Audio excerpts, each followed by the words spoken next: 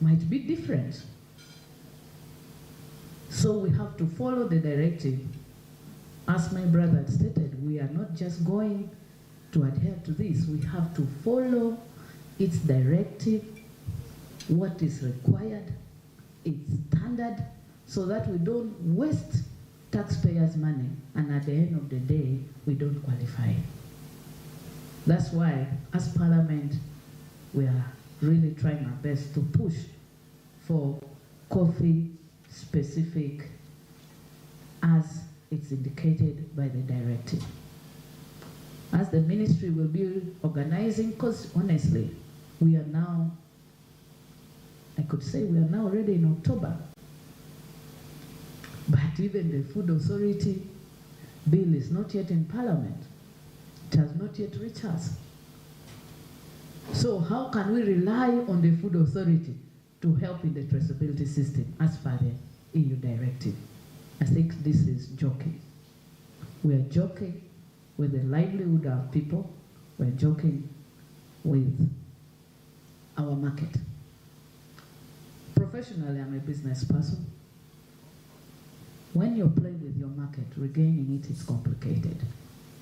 So I call upon all the stakeholders, especially on the government side, to take this as a serious matter.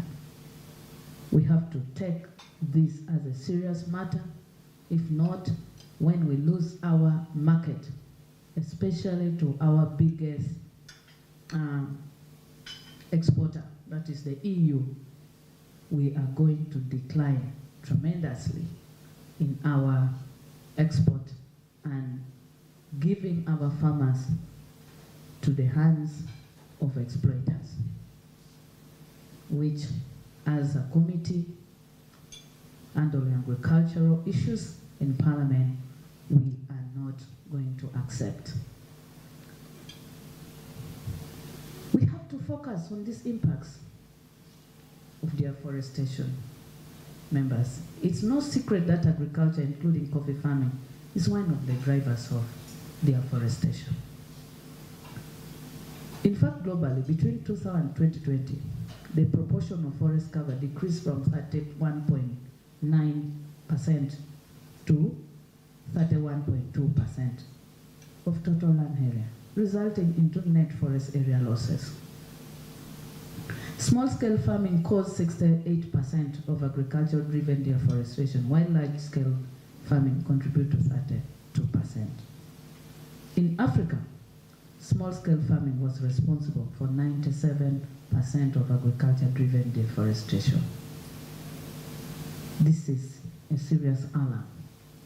As we hear about climate change, we're just hearing, we're thinking it has not reached Africa. It has reached.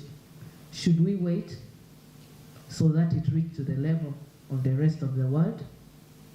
Or we take this call so that what has beaten the rest of the world shouldn't beat us as a continent and a country. This needs beyond following the EU directive, but it needs a deliberate effort for us, a country, to embark on a serious campaign on saving our environment, embracing afforestation into our farms. Even if we just give a directives on boundaries, our boundaries, instead of what we plant on our boundaries, even if we plant 3 lines of trees, that would help us so much. Another thing I've learned is the level of productivity. We are cutting down trees, yet these trees are our pollinators. We're applying all the required skills. But what are our pollinators? Because it's the flowers that these trees produce that will attract pollination. So we have to also make a deliberate effort and a serious campaign on what type of trees do we plant in our gardens. We should plant trees that will attract pollination, meaning that it should be trees that will produce more flowers to attract pollination.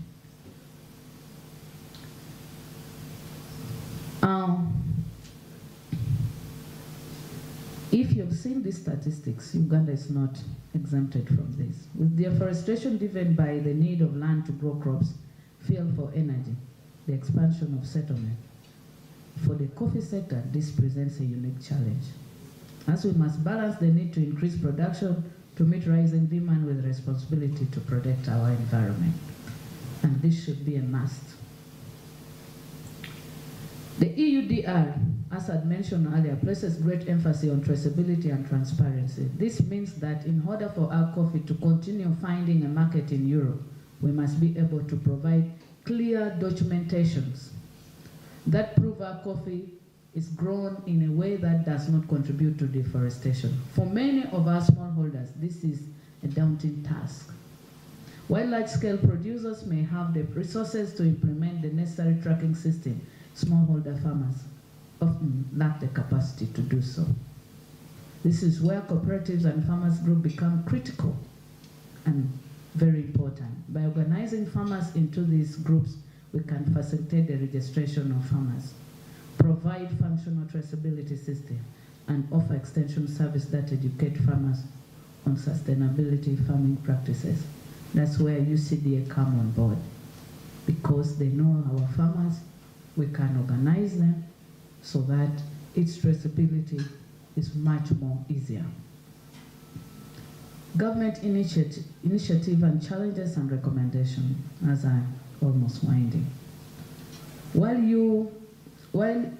EUDR and CS3D present challenges, they also offer opportunities for the Uganda coffee sector. The demand for sustainably produced traceable coffee is growing, and consumers, particularly in Europe, are willing to pay a premium for products that meet this standard. I want to repeat. In Europe, the consumers of coffee are willing to pay a premium for products that meet these standards. So we should take this as an opportunity. By positioning Uganda as a leader in sustainable coffee production, we can not only secure our existing market, but also expand into new niche markets that prioritize ethical and eco-friendly products.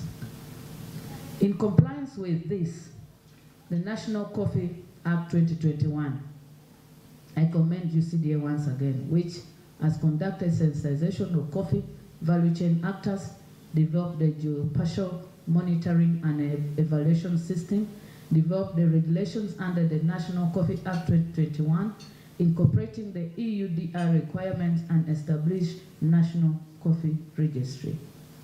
I would like to applaud you, UCDA, for you've made this directive much more easier, because if we were to start from grass. However, it's cognizant to note that the authority is limited to resources to fully undertake this mandate of ensuring that Uganda complies with this directive. For instance, 2023-2024, the 13.9 billion. This is only 40% of what was required out of the total budget of 35 billion, which was supposed to be allocated. In line with this, Seatini, as I stated earlier, have petitioned Parliament of Uganda on the need for government of Uganda to urgently fund and prioritize an operationalized system for coffee traceability and compliance with this directive, implement the National Coffee Act and regulation. But we have a challenge in this regard. Right now, government have already tabled a bill to rationalize UCDA that requires us to repeal the act. Now, when we repeal the act, it means the act is no longer existing. And yet, it's this act that is helping us to move forward. And also, the international market focuses on the regulations, policy, the laws that can help them to have trust into our system.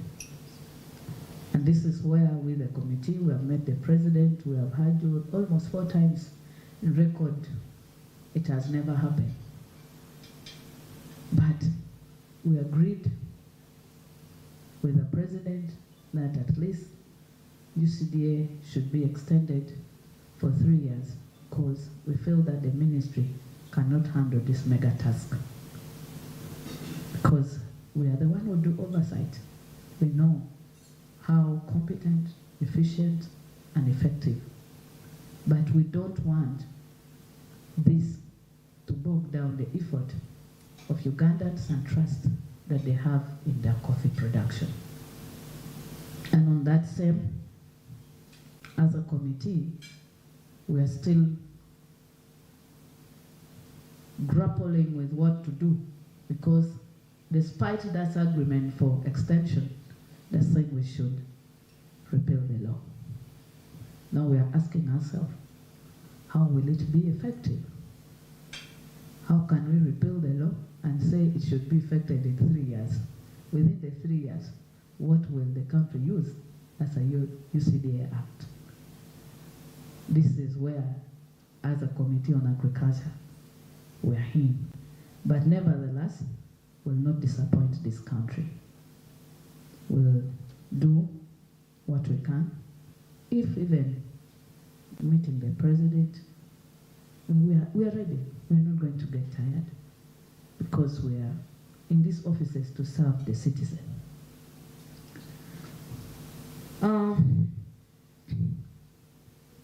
In line with this, I am grateful for this. Seatini, you boosted us, because as a committee, we couldn't petition ourselves.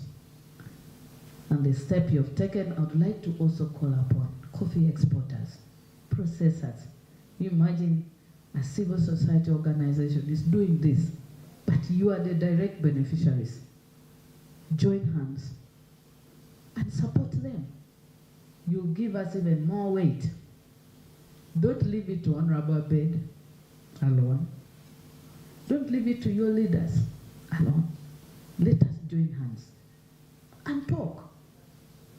Let us join hands and advocate for what we feel is good for this country. As you blame Parliament, you will blame yourselves, because you're also representatives of that silent majority. I want us to do that. Religious leaders, I'm happy. Cultural leaders, you've come on board. And I know we will move somewhere. As I conclude, distinguished guest, let me reiterate that the road to complying with this directive may indeed be rocky. But it is a road we must navigate, however rocky it is. We must navigate through it as we are supposed to. It's not an option. We are supposed to secure the future of Uganda coffee industry. It is a road that requires collaboration. I'm happy it's our theme for our coffee day. Between all stakeholders, collaboration, government, farmers, private sector players, CSOs, international partners. Together, we can turn these challenges into opportunities. Safeguarding the livelihoods of our farmers while promoting the sustainability of our coffee sector. I am confident that the discussion we will have today will provide us with the insights and strategies we need to move forward. I encourage all of you to engage actively, share your experience, and work together, practical solutions that will ensure Uganda remains a key player in the global coffee trade. I thank you so, so much. I thank you for sparing your time to put our heads together and we discuss a way on how we can navigate on this rocky road. I say this for God and my country. Thank you.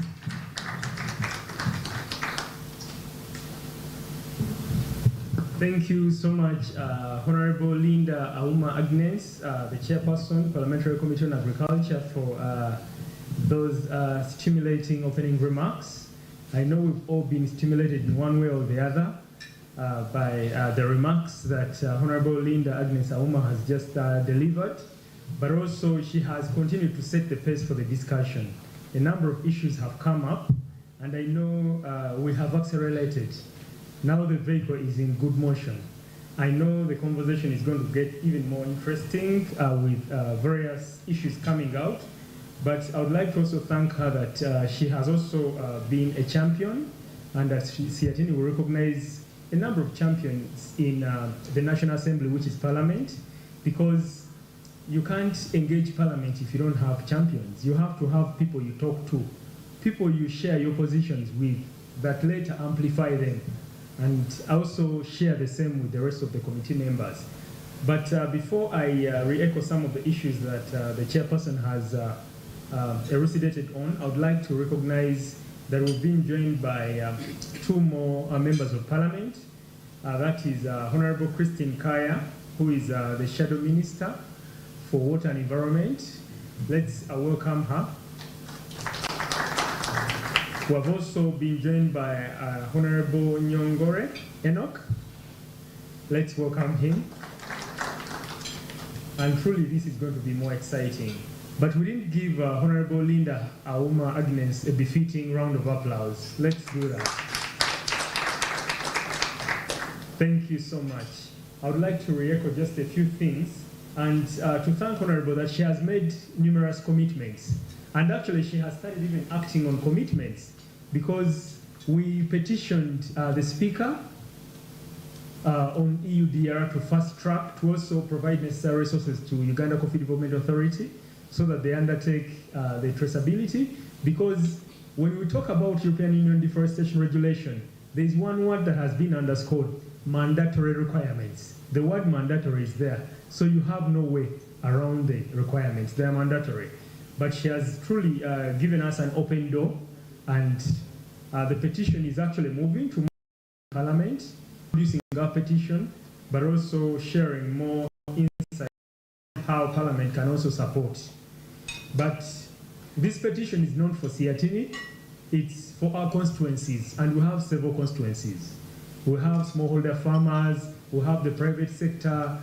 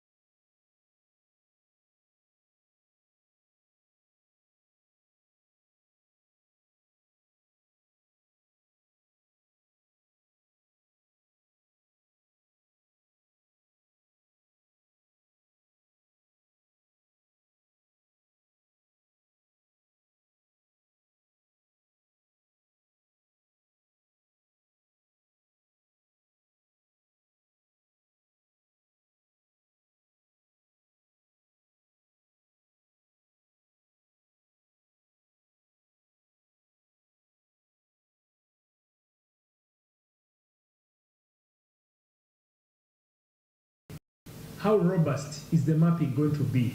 And the system, actually from the previous engagement we had, there were concerns around having a robust system that can help us capture the data. Beyond saying that, we are now going to capture for coffee, and then we'll go back to capture the one for pests and diseases, and then the next time we'll go back to capture for, other details. So how robust can that system be? And how can we be able to utilize this opportunity to capture the data that we need? recognizing that the agriculture sector is really facing challenges, even to do with data. It curtails planning because we don't have informative data. And the goals of the EUDR are clear. And of course, they start with EU's objectives under the Green Deal. But they touch critical components of the agriculture sector and products, coffee, cocoa, soy, among others. And it's also important to recognize that climate change is here. We are living it. And communities are bearing the brunt of the climate crisis. So we have to do what we have to do to address it. But given that we don't have a huge contribution in causing the climate crisis, we should engage the EU, the industrialized countries that caused the climate crisis, to provide the much needed resources and also technical expertise. And from the earlier discussions, we had the issue of the Joint Parliamentary Assembly, where our National Assembly, the Parliament of Uganda, honorable members of Parliament, can engage the EU members of Parliament to see that there is momentum around also the issues in the different the parliaments, EU Parliament and Parliament of Uganda, so that in case there is room for the deadline to be extended, then that be granted. So I think all those issues we are going to continue engaging, but also Honorable hinted on the issue of the cooperatives, that these would be vehicles to help us mobilize the people, raise awareness, but also support the registration. And the need for functional registration system cannot be overemphasized. And the discussion is actually now getting to that very, very interesting point where we need to hear from UCDA in regards to Uganda's progress towards complying with the European Union Deforestation Regulation and other European Union directives and regulations. So without further ado, I would like to invite Mr. Robert Nangasa, the Head of Extension Services, Uganda Coffee Development Authority, but he's also the EUDR focal person, the European Union Deforestation Regulation focal person, and to commend government for designating someone to be a focal person, because that's also a truly commendable step. And he's representing Dr. Gerard Chalo, who is the Director, Development Services, UCDA. So I would like to welcome you to come to the front to deliver your presentation, but also to the rest of the virtual participants. The conversation is beyond Uganda. It's spreading to the continent, and the discussions as they ensue, we need to also amplify and share some of those concerns from wherever we are, so that the discussion can address the plight of smallholder farmers across the continent beyond Uganda. Thank you.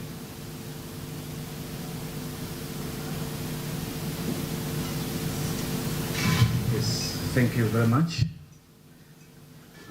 Once again, my name is Robert Nangasa. I hope the presentation is going to be shared. I'm here representing Dr. Gerard Chalo, who is on other engagements. But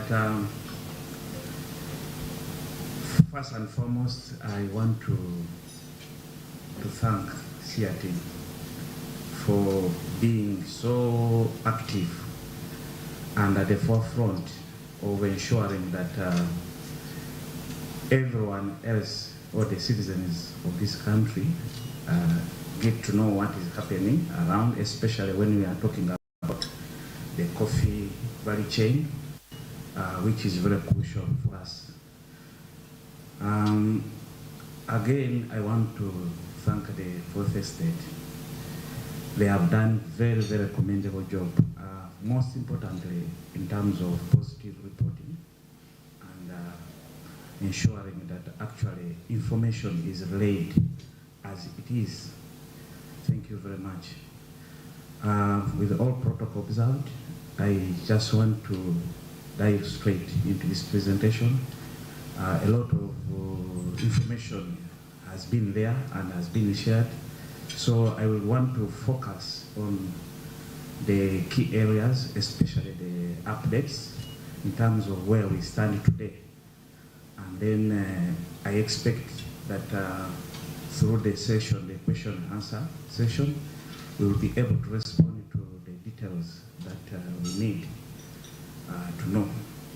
So the presentation I'm making here is on Uganda's progress towards complying with EUDR and other EU directives and regulations. And this basically to look at exploring Uganda's efforts in sustainability and compliance with EUDR. We already know what it's all about. In this slide, I just want for us to know why the EUDR, because most people think this is imposed on Uganda. I want to tell you that the regulation is affecting many countries that are growing these crops. So it's not only here. If you have friends in Ethiopia, they will tell you the same. They're also grappling with this. Rwanda, Kenya, everywhere. And I want to confirm to you that as a country, we have done our best. We are not in a very bad state. I think God was with us on our side because some of the key important elements in terms of preparation were done previously, but perhaps because of, again, I want to thank members of parliament for passing the act, the National Coffee Act 2021, first which mandated UCDA to collect data and in the form of registration of all the coffee value chain actors, because it's at that point that we were able to build a unitary system that is capable of collecting all the information necessary to build a traceability system. So thank you very much on that note. The EU is one of the biggest market players in the global contribution, as you may know. So the consumers of these products that we are going to talk about have a very, very big role. What I can tell you is EU contributes more than 10% in terms of global warming. So consumers felt they should hold consumption of some of these products if they are not deforestation free.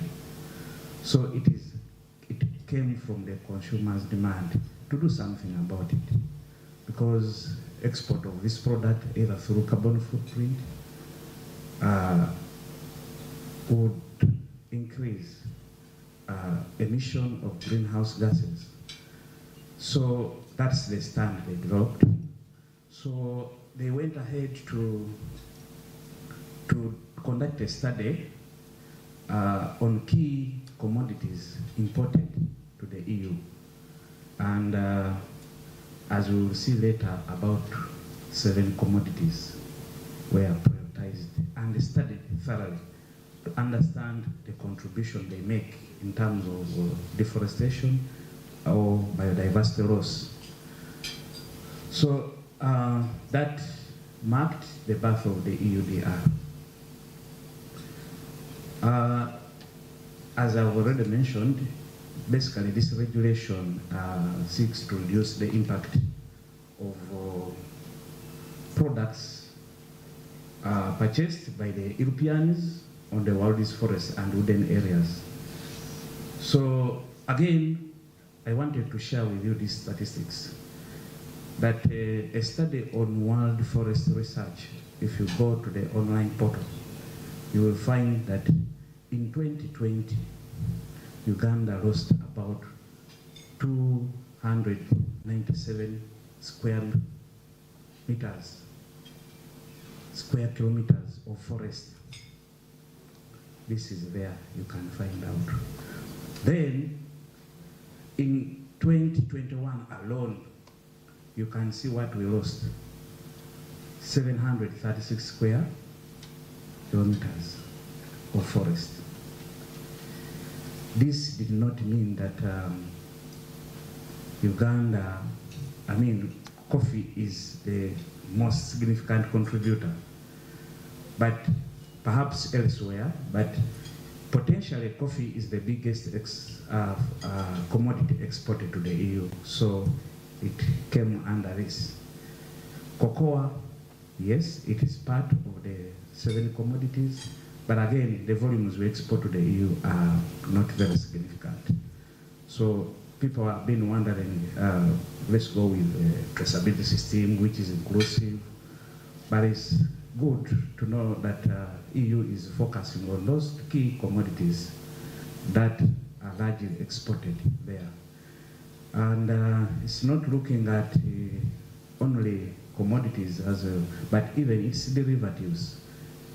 If we are talking of coffee, the chocolates, the coffee powder. So if you are interested to export those products again to the EU, then you must comply. And then it's not only looking at what is imported, but what is also exported outside the EU. So that is how it covers. Next. Those are important dates. 29th June, that's when the EUDR entered into force. The most important thing here to note is that the law acts in retrospective.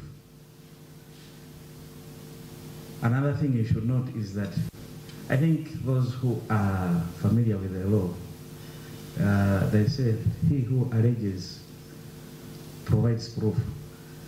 They allege, but the proof is on us. So we have to really ensure that, as I am going to share with you, we had already done something to bypass this. But they said, well, wait, there's a way we will be able to prove this, as we will see later. So 29th, many are talking about 30th, 29th December 2024 is when the law comes in full force. You are not going to escape it. And the speculation that they will extend, I know there's a lot of pressure in the EU, especially from those importers, to relax and maybe extend the deadline. I'm not thinking that they will relax to this. So we have to work hard. 29th June 2025, this one, it looks at 2 categories. We have the large scale and the small and medium. These are 2 different dates. So for the large scale, they're looking at the human resources, those employing more than 500,000, more than 500 people, and maybe with a higher annual turnover, the large ones. That's the 29th December 2024. Then the small and medium is looking at 29th June 2025. Okay, next. So let's look at what came out from the research that they conducted. 7 commodities represented the largest share of the EU deforestation driven. Among them, palm oil was very, a lot has happened in the Amazon and Brazil, elsewhere, where these countries are producing these commodities in large quantities. We see soy, 33%, wood, 9%, cocoa, 8%, coffee, 7%, cattle, 5%, and rubber. I already mentioned that this includes the many derived products like leather, chocolate, furniture, etc. So in the future, they might add maize and other biodiesels. I can say from when we did a study actually with this in Uganda, as we will see later, maize contributed the largest as compared to coffee. So, but we are still lucky that we consume it locally here, and maybe we are not doing it to the EU. So that's why we are in that position.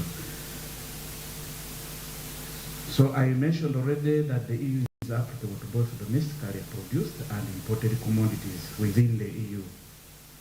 So they are not only against us, as some people would want to imagine. For them, the aim is to halt deforestation, improve land use management, prevent biodiversity loss, and so forth. Next. This has already been shared, but I just want to emphasize that over the last decade, I think our exports, coffee exports to the EU have averaged 63%. For the last financial year 2023-24, we did about 73%. But of late, it has been between 73 to about close to 80%. So the challenge is we must know that we don't consume these products. These products are consumed the other side. And our culture is not about to change drastically. So we can imagine some people can want to be arrogant and say, we can consume it ourselves, but they don't have it even on the table. I think I'm the only one who took coffee here. Honorable by the bank, I don't know whether you took some coffee, but I know you're a coffee enthusiast. So coffee plays a very vital role in Uganda's socio-economic development. It's very, very, if you want to study poverty in this country, I think you cannot fail to mention coffee. And to members of parliament, me, the little understanding I have, I know that coffee alone can transform this country very much. Because look, the money will go to the pockets of the farmers direct, so they are the owners of this. You talk of oil, I don't know who can see money from oil direct. I'm not campaigning oil, but I'm saying coffee is owned by farmers. The money goes into their pockets. If you went to understand, like I've been working in the private sector for 10 years at Yugakov, we were farmers in Tunga. We would receive billions of money because we were asking them like inputs, and then you track all the payments that go. The money would go to one given sub-counter and you wonder, really? So it is something that one should think through if they are trying to promote the livelihoods of people. So the statistics I provide here on households participating in coffee, these are all the statistics. I think we are going to get the right statistics this year or next year about when we are going to do the mapping exercise. But 1.8 million households and more than 12 million people directly and indirectly benefit from coffee. So those are the people we are looking at. Non-compliance will mean you risk or heighten the risk of poverty.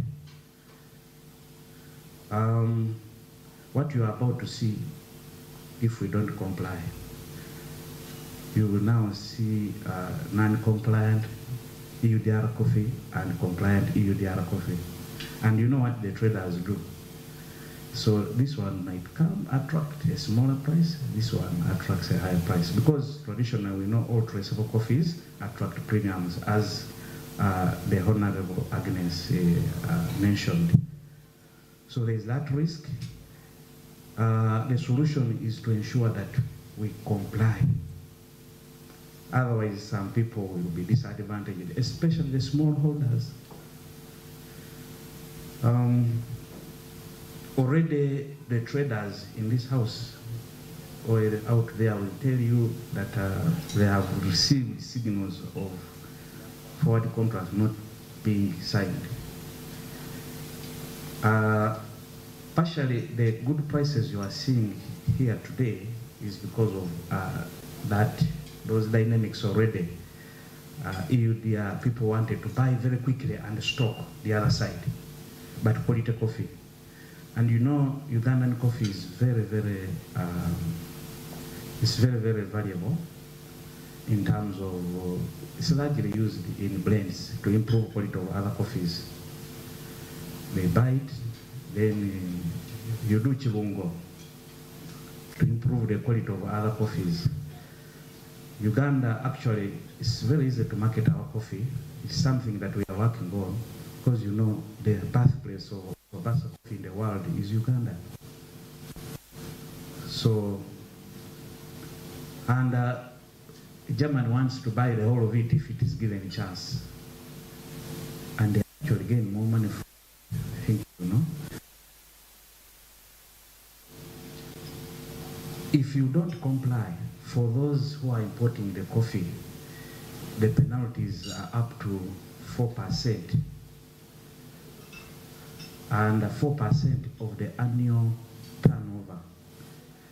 But these large companies are trading in trillion US dollars. You can imagine being charged 4%. And the other risk is being the other risk is being blacklisted. So you must conduct a thorough due diligence to ensure that you are not blacklisted, that you don't have all those penalties. So that is very important to note. Next. Somebody who is moving the cursor. I felt it is important for us to understand this. What are the main requirements? What is the EU requiring us to do? We need deforestation-free coffee. So deforestation means coffee produced on land, not, I'm just giving a simple definition. Coffee produced on land, not deforested since 31st December 2020. If you cut down a forest before that date, you are not in trouble. You are in trouble if you cut down a forest after 31st December 2020. That's why I said the law acts in retrospective. Deforestation here means the conversion of a forest to agricultural use.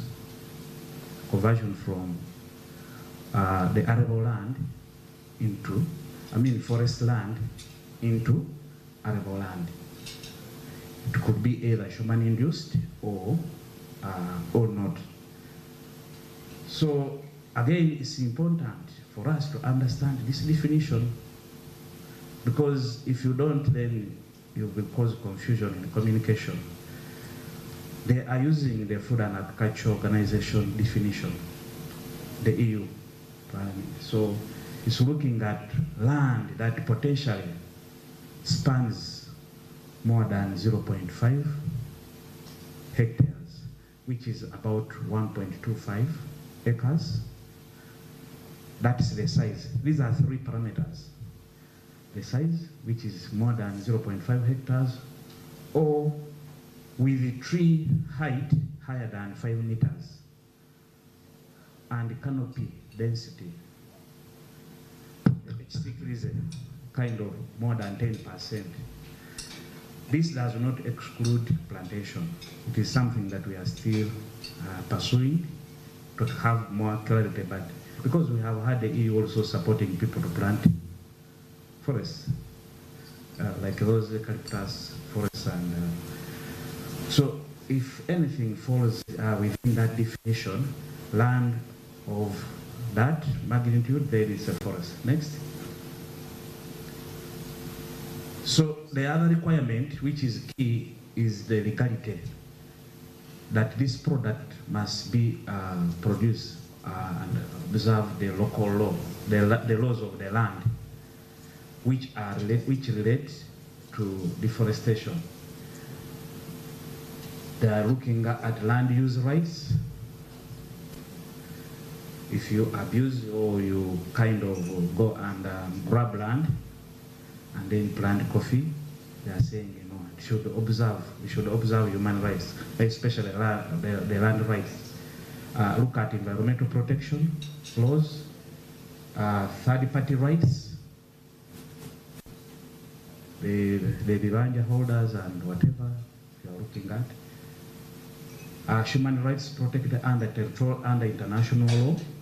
Then the principle of free, prior and informed consent.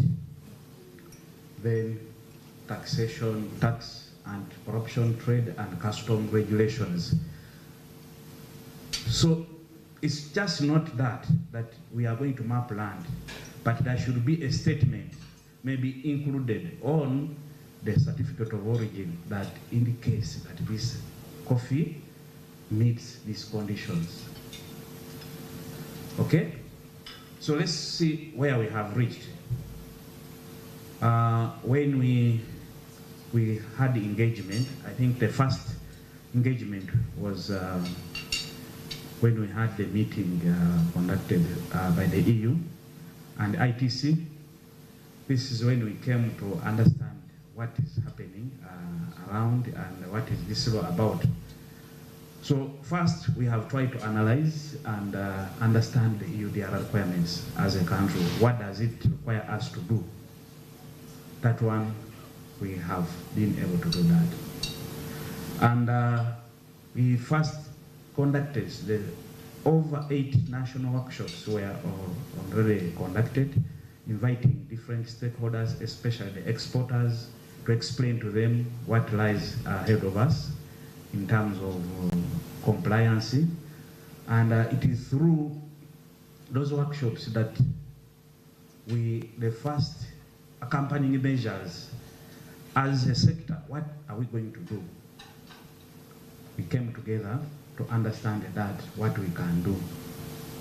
I already mentioned that after the National Coffee Act mandated UCDA to register or map all the coffee farmers and stakeholders, we embarked on developing the geospatial system. So in terms of robustness, one is, this is not just about registration, but this system helps us also in the management of extension work in the country. How do we do our extension in terms of seedling distribution or inputs distribution as a whole, in terms of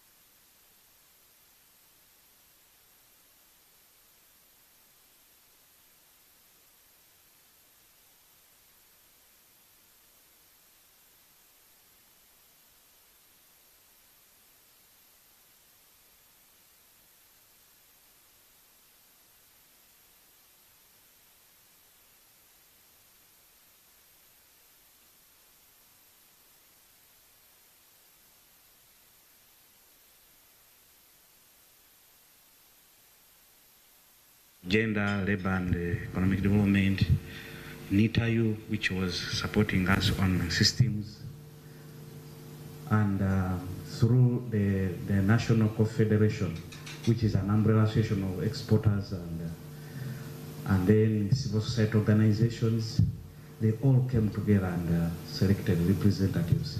So this was very, very important for us, because you cannot work, you need a small team. So that was overseeing, or that is now charged with the responsibility to oversee the implementation of the National Action Plan on EUDR, which has 7 accompanying measures. And I want to thank ITC for, they are the ones, that's the International Trade Center, the EU. They supported us with that to facilitate all those meetings to come up with the National Action Plan.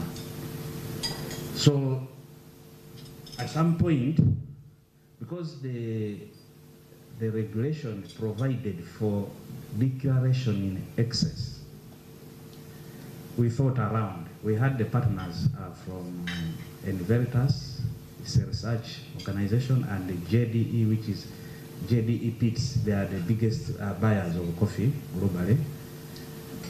So we thought of an approach where we map the entire country to pick all the polygons, all the geolocations, and submit as a single territory. The research was very successful, I can tell you, because we were able to know how many farmers are affected. So once that was concluded, initially there were about 80 farms in the whole country which were identified, but some were false positives, or they were falling outside the land where coffee is planted. So we had to go and do ground truthing. It gave us only 3 coffee farms in the whole country. So that gave us comfort that actually coffee is not the largest contributor of deforestation. We engaged these farmers and trying to do remediation, because that meant that if we, for example, picked all that coffee, removed it, and the farmer is given something else, then all those polygons can be submitted and the country will be compliant. So we presented this to the EU. Lucky enough, I think that time the Commissioner for Fisheries and Forestry came to meet the President, and also, but the EU looked at, first of all, is the transparency, because as you know, tracing coffee, said, we have not rejected this. It's okay, but I think this is not what has been approved. We want complete traceability by having each farmer is traced back. So we paused there. That's why we have continued with this whole process of ensuring complete traceability, because it also has some benefits, as we can see later. So, next. How have we moved to this? We have managed to secure funding. One, from these different partners in different forms. This costs money. Seatini has organized a number of these workshops to help popularize or raise awareness, and many people now actually know what is happening. And then ABI development, and like they told you before, we needed more than 35 billion budget. So along the way, the contribution from when ABI came up and said we can support some of these activities, give us the key priority areas where we can support. So first we said we wanted, if we do things within UCD alone, it might not be possible to have everything done, given the capacity and that you need to coordinate all these activities. And again, the condition for funding for ABI was it has to be through the private sector. They don't give money direct to the government. So we agreed that the support will come through the private sector, through different consortiums to support this process. So the three areas we prioritized was one, to have the coordination unit, and they needed to contract this, that is coordinating all the activities, and Cafe Africa was selected. Then more importantly was to have to do the awareness creation and the sensitization. Royal Way Media was contracted, and as you can see, I think we started at national level for many reasons, but to meet the national institutions, we have gone to the Buganda Kingdom. As you could have seen, we met with the Kabaka, and actually has pledged support even to move with us, because we really appreciated the role that the EUDR plays.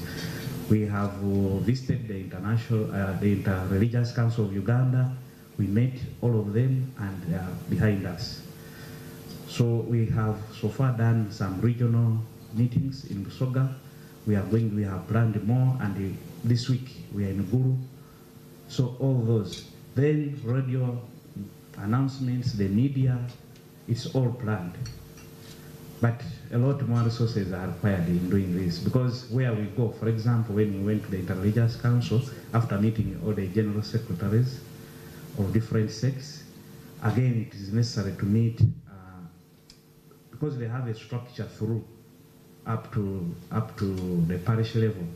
We need again representatives who can reach the communities. So we are planning all that. And then we also are requested for support in terms of registration for data collection. Since this is a prerequisite, once you have the registry, you are almost there. Because as we speak now, if you have the farmer list with all the information required, you can plug in the system and know whether this farm is compliant or not. So a registry is very, very critical. So 900,000 households will be mapped, and the contract is already signed. So work is beginning. Coming to government funding, about 13.9 billion was committed for the financial year 2024-25. And again, we had to prioritize, at least add on to 750,000 farms. I can say the contract is going to be, I think, signed this week to commence. Our intention is to map all the farmers systematically. But we need to deepen further these sensitizations before we commence. And that's now what we are focusing on. But it will take short time. We could not do it as using our staff because it's very urgent. So we had to look for service providers who have expertise, who have experience in mapping. And we have committed to do this in at least 3 months when we have covered. So it will be massive. As long as we don't get any disruptions, if the campaigns reach people, if people get convinced, we should be able to move faster. Part of the money, that's about 10 billion, which was put to the registration. Then we need to do system enhancements to include this geospatial system M&Es. We need to do enhancements to add or upgrade to have the traceability system and the EUDR module functionality added to this, so that it can help us to have a robust system. So again, this is ongoing. We need to establish a data warehouse. It's beyond just having a registry, but due to different transactions and interfaces with now different systems of the exporters of the EU, you need a data warehouse to help you do the job, integrations. So that's now what we are also working on, and then system support and maintenance. So we are optimistic that this money should be ready because now we have concluded the procurement processes. So this is September. December, October, we need to have this money to go out to people because it was not dispersed the first quarter. But because we also took into consideration the processes to select the best service provider and who has capacity and also follow the law in procurement. Next. What are the challenges we envisage here?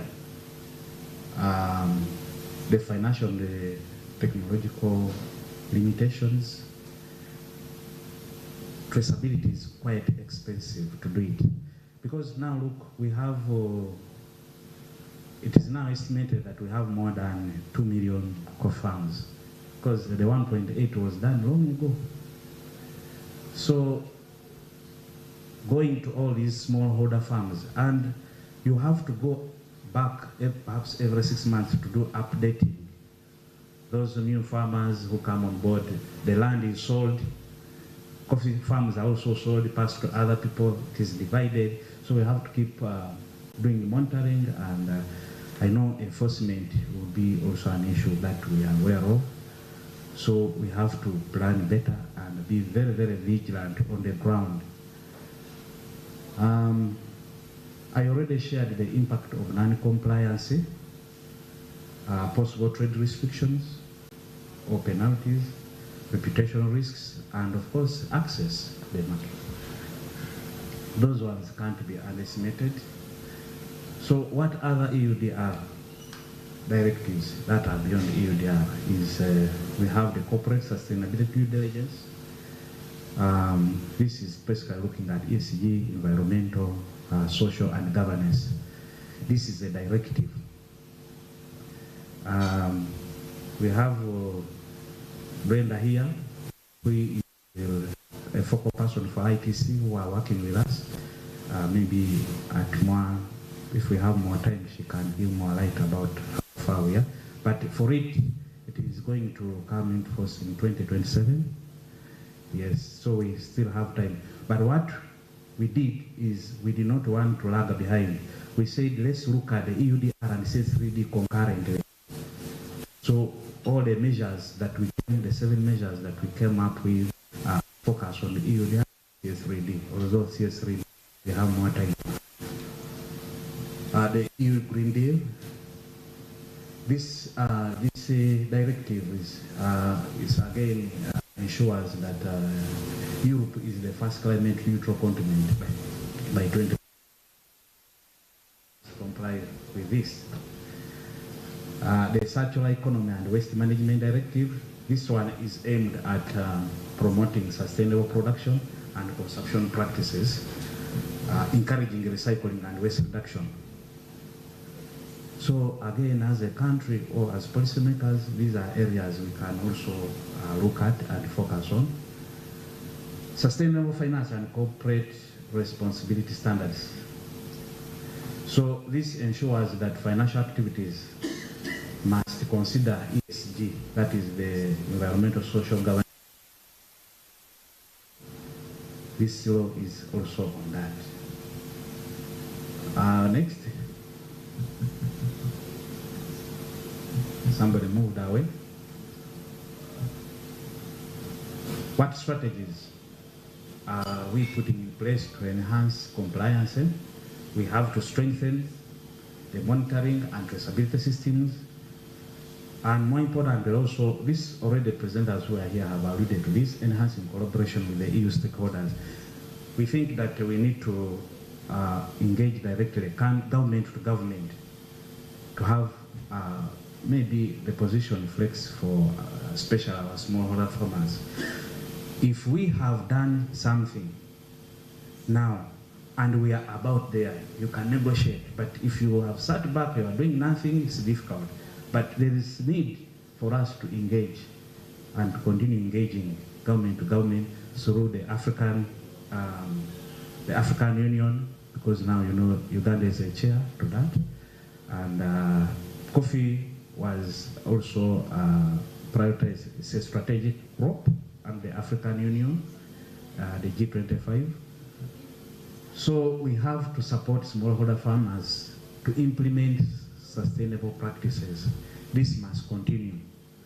And then we leverage also on financial and technical assistance programs through the EU. We have ITC and many players who are on board. So in conclusion, Uganda is making progress towards complying with the regulation. However, we need sustained effort in doing this. And of course, we know there are many benefits. We already know that sustainable coffees attract premium prices. So if all our coffees are now sustainable, it can be traced, that's a plus. So let us embrace this regulation and ensure that our people really register, that they are mapped, and that we are moving collectively. For international community, of course, we need you to continue partnering us and engaging for more support. Yeah, that's it. Any questions? I'm here. I have not really said the many things I should have said because time is limited, but I'm available to answer any question that you can, or to share more ideas that you want us to share. Thank you very much. For God and my country.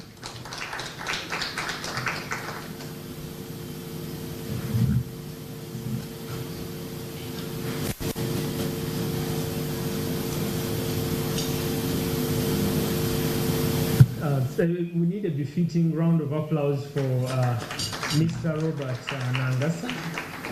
Thank you so much for that very wonderful presentation. I think the presentation was rich. It had so much, but I think there are lots of issues that have come out, and we will continue to engage on them in another space. But for the purposes of this discussion, I request that for any issues that are within his mandate, because also we need to recognize the mandate of UCDA so that we don't get him on the other side. UCDA has a clear mandate, Uganda Coffee Development Authority. It would be very important for us to address any issues that are within their mandate so that he can also be able to take the information back to his colleagues to support the EUDR process. So it's this time for the open discussion. We're giving it just 10 minutes, and I request for those that are seated maybe where cameras are not seeing them properly, we could come to the front, make your submission, but it should be limited to 2 minutes because we still have another session where we need other voices to also come in. So in case, I will start from right here, and I'll request that Honorable Kaya, then you can have Honorable Abed Wanika, but they are going to come here and speak from here so that we get their issues. Thank you so much.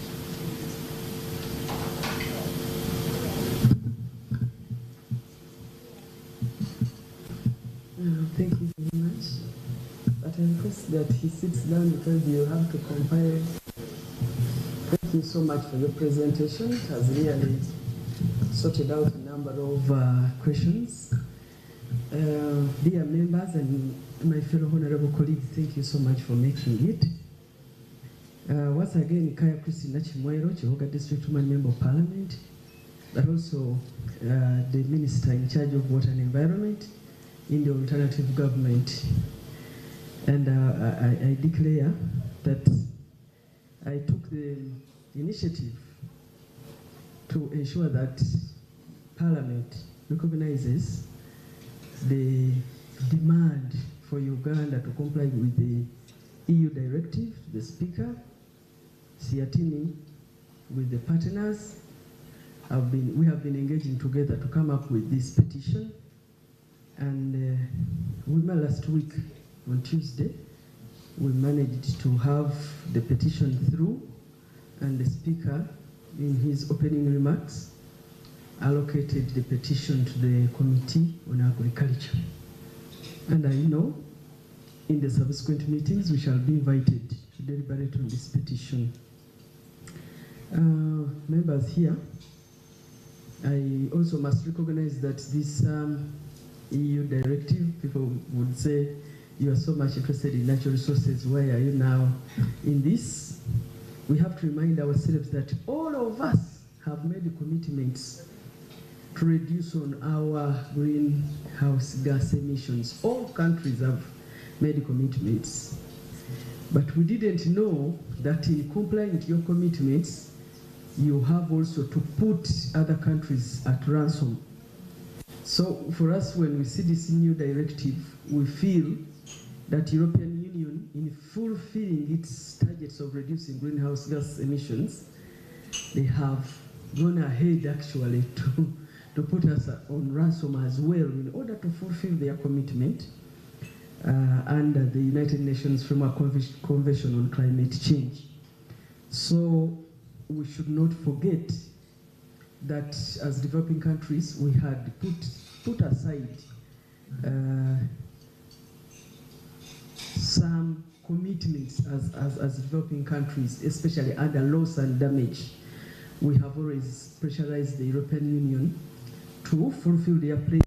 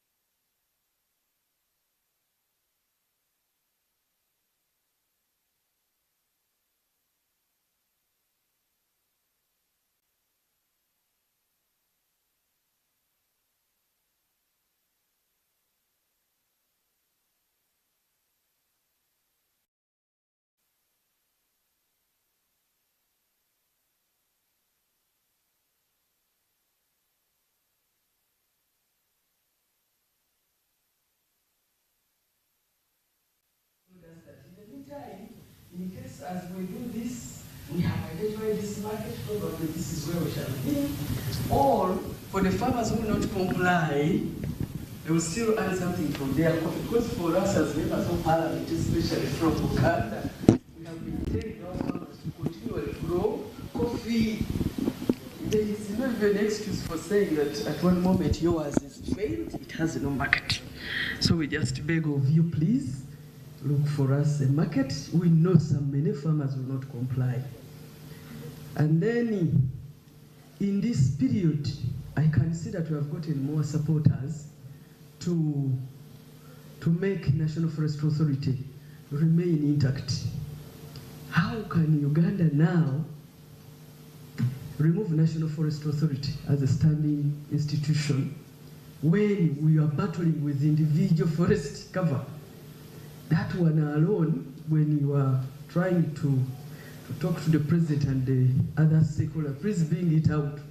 We may think that we are progressing, but that action alone, how can the international bodies learn on it that Uganda now is streamlining the National Forest Authority, but at the same time refusing individual farmers coffee because they have deforested? So we need to strike the balance in this. This is not the right time actually to close that institution, especially when we want also to show them that we are going in for oil extraction, and they have already measured that 10,000 million tons of carbon shall be emitted every year from our oil extraction activities, from the airport Kabale, from the oil refinery, from the crude oil pipeline. So now, at that moment, we cannot close. So I just feel that the members here are in support of us firstly retaining NFA. Then maybe you have showed us that you are worried that also maize may come in their control. But there is also another crop called the rice. And I see rice has destroyed the environment even more than maize, especially what we call upland rice. When you grow it in wetlands, its performance still is higher, and farmers know it. So they have taken the upland to wetlands, and the destruction is too much even compared to maize. So I don't know, but don't lose that item to alert the public that also rice. And then I thank you for considering my district. I come from Chiboga. Chiboga farmers have reported to me that your staff are going on down there to register. But unfortunately, we have not had a look at the farmer registration app. I request that you share with us for us to know what questions exactly are you asking, because farmers are like, probably they want to get taxes from us. They want, it is a new initiative, and as members of parliament, we need to be on board to defend our engagement. And then, what is the engagement of the local agriculture extensionists? Help us, use them. And then the contracted entity, because there may be grievances identified and we don't know where to report them, who exactly were. These days it is not easy to say, this is the person I have given. Oh,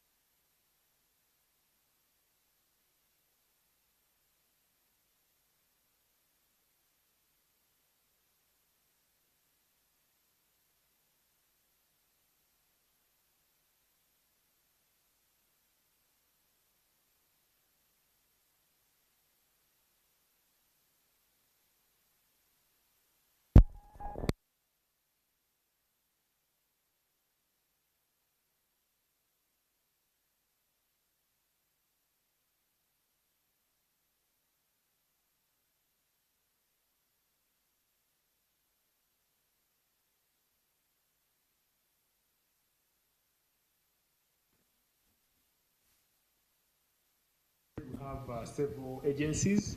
We have Uganda Export Promotion Board. At one time there was a discussion of rationalization. I don't know how far it has gone, but we need to also bring them on board. But as Seatini, we're engaging Ministry of Trade to the end that we look at the evolving global trade dynamics and landscape. In fact, we also talked to the Parliamentary Committee on Trade, seeking audience and an appointment to present on the evolving global trade policy landscape and dynamics. Because as we talk about coffee, there are other issues around global trade beyond just looking at the European Union Deforestation Regulation. How then are we able to position ourselves not to miss out on critical markets, but also the different export markets spell out requirements. There are prerequisites to achieve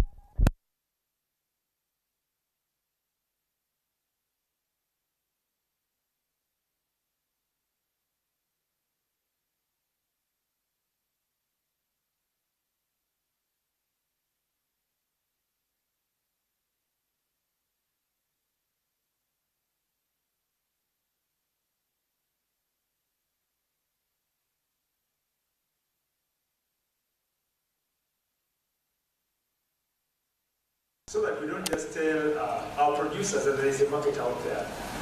Because those general statements sometimes are misleading. And you remember for moringa, nearly the entire country went into growing moringa.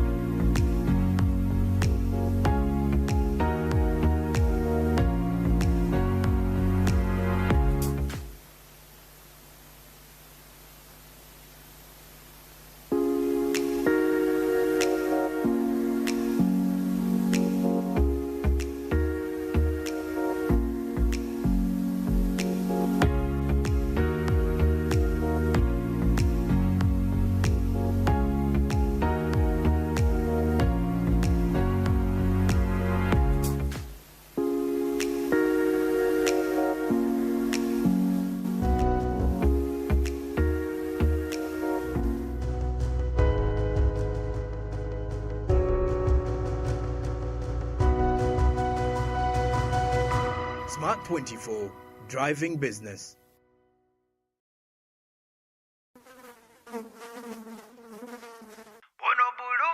Bulu magic is my joy.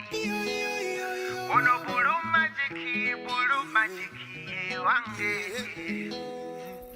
Ayo, talaba ku mabala atukuza n'onyirirawo kirako ennyange tayisa bubi faburiki kyonna kyekiri kiggwa lwa bulu magiki. Bulu magic is my choice. Ono bulu magic ye wange. Ambye bulu magic is my choice. Hey, ono bulu magic ye wange. We all have that friend, always by your side for the big moments. Alina drama munji. And sometimes akuteka kupressure. But it's always there to celebrate your wins. Where would we be without our BFF? This season, enjoy football's best moments with your BFF GoTV. Upgrade to GoTV Max to enjoy all the best football live on Super Sport. GoTV Uganda. Love it. Are you a woman entrepreneur or woman owning a business and looking for affordable financing to scale up your business? Look no further than the Grow Loan. Grow Loan targets female entrepreneurs nationwide. Key features include a minimum loan amount of 4 million and a maximum loan amount of 200 million shillings, a maximum interest rate not exceeding 10.5% per annum, a loan repayment period not exceeding 24 months. All Grow Loan borrowers must comply with the Grow Project environmental and social standards. Special incentives are available for borrowers that are refugees or from the refugee host communities, people living with disabilities, and women entrepreneurs from the underserved or minority groups. To apply, contact any of the 6 participating financial institutions. Contact us for more information or visit our website at www.grow.go.ug. The Grow Loan is an intervention under the Grow Project, a Government of Uganda project financed by the World Bank and implemented by the Ministry of Gender, Labour and Social Development and the Private Sector Foundation Uganda. Grow, generating growth opportunities and productivity for business.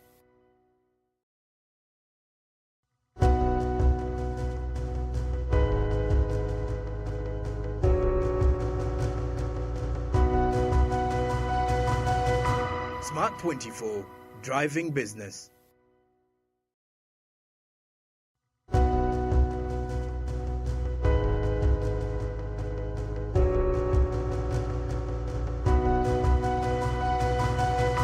Smart 24, driving business.